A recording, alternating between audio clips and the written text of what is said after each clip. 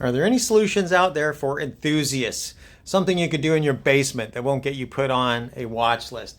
Well, what I would suggest is that you do radiation detection. There is an app, I'll put a link there in the comments, that you can actually download on your phone.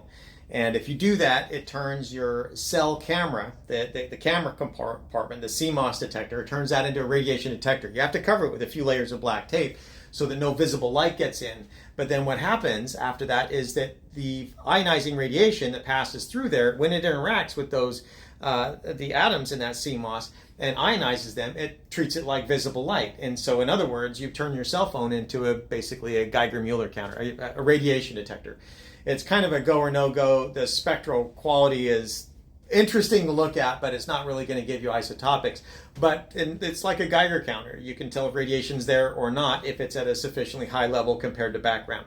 You would need to basically calibrate it, say at your nightstand, and say what is the actual count rate that I have for natural background. And then you can actually go around with your cell phone and measure things in the environment like granite or air filters, say your house air filter, red bricks, those have a lot of, or they might have a lot of naturally occurring radioisotopes. Some food items, avocados, they have a lot of potassium, which is naturally radioactive, or bananas, those are naturally radioactive. So food and construction items, smoke detectors, those usually do. Or what I always found to be fun when I turn my cell phone into a gamma camera is an airport scanner. I turn it on when it goes through the scanner, and then when I'm in the air, I also measure it as well, and I look at the spectra. So I mean, that's really next level nerd kind of activity for radiation detection. But yeah, I do that too. So thanks for the question.